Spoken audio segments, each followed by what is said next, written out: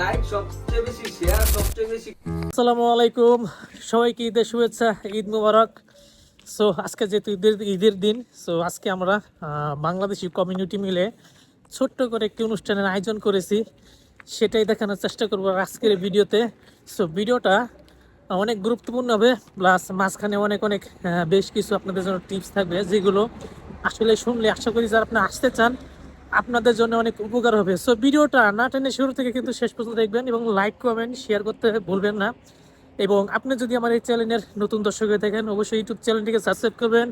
Facebook page এবং TikTok থেকে দেখে থাকলে অবশ্যই সেগুলোকেও ফলো করে রাখবেন। সো কথা না বাড়িয়ে চলুন শুরু করা যাক। আসলে যেহেতু আমার ক্যামেরাম্যান নাই, আমি যদি কোনো কাজ করি তাহলে সেটা ভিডিও করা সম্ভব না, আর এখানে লোকজন আছে।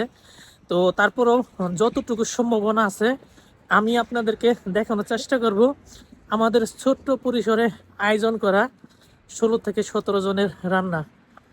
সাথেই থাকবেন।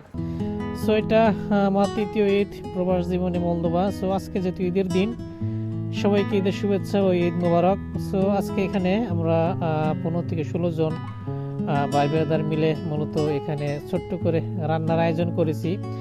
যেহেতু আসলে প্রবাস জীবনটা আমাদের একা একা সময় কাটাতে হয়, তো এই একাকিত্ব যেন মনে না হয়, এর জন্য আমরা সবাই মিলে 15 থেকে 16 জন আমরা মূলত ছোট্ট একটি অনুষ্ঠানের আয়োজন করেছি, যেখানে 6 কেজি গরুর মাংস প্লাস বিরিয়ানি রান্না করা হবে। আর এখানে রান্নার জন্য মূলত গরুর মাংস নেওয়া হচ্ছে। এটা সম্পূর্ণ হালাল গরুর মাংস। আর এই হালাল গরুর মাংস এগুলোর কেজি হচ্ছে আপনার 110 লে, এবং আরেকটা হচ্ছে যেটা হাড় ছাড়া সেটা হচ্ছে 145 লে।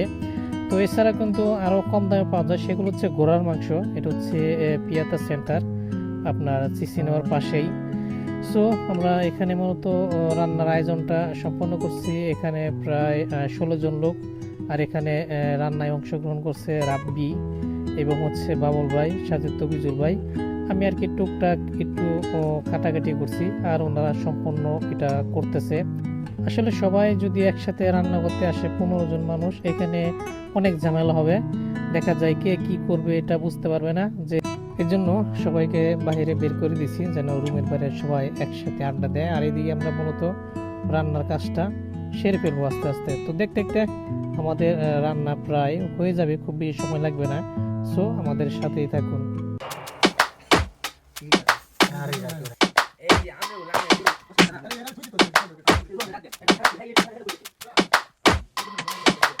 Don't push back. Don't push back. Don't push back. Don't push back. Don't push back. Don't push back. Don't push back. Don't push back.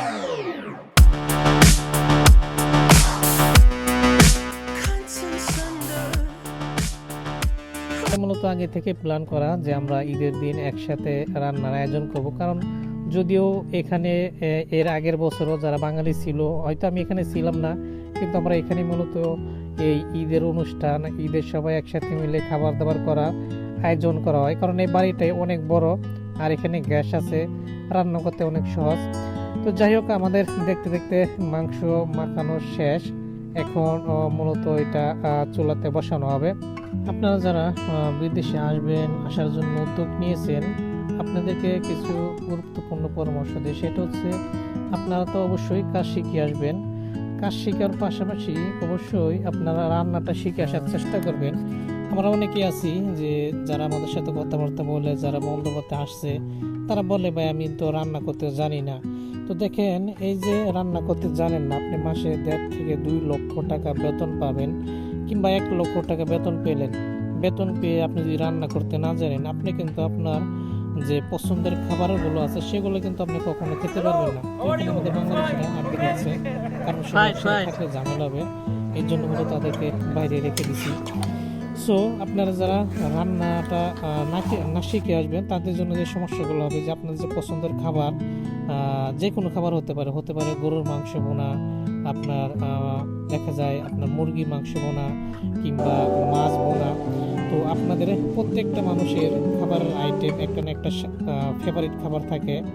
তো বাঙালি খাবারের স্বাদ যদি নিতে চান তাহলে যেটা করতে হবে আপনাদেরকে অবশ্যই রান্নাটা শিখে আসতে হবে।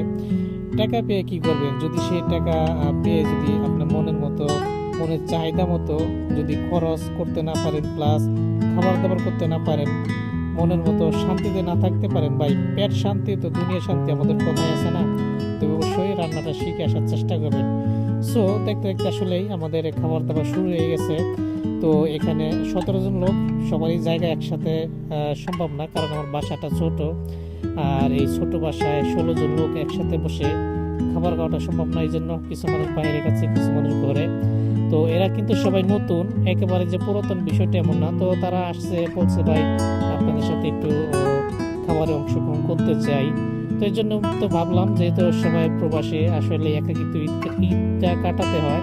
তো আমাদের এই বাসায় 4 জন প্লাস বাইরে থেকে আসছে 12 জন, টোটালি 16 জন মিলে মূলত আমরা একসাথে দেখা যায় 80 টাকা করে খরচ হয়েছে। টোটালি এক একজন 80 টাকা করে 6 কেজি গরুর মাংস প্লাস 3 কেজি চাউল, কোক, ফান্টা ইত্যাদি, আপনার সালাদ নিয়ে সবকিছু মিলিয়ে অল এভরিথিং আলহামদুলিল্লাহ ভালোই কাটছে।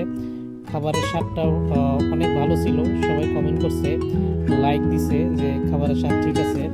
আমাদের এখানে মূলত 2 জন মুরব্বী ছিল, একজন আমার দেশি আর একজন হচ্ছে তবিজুল ভাই।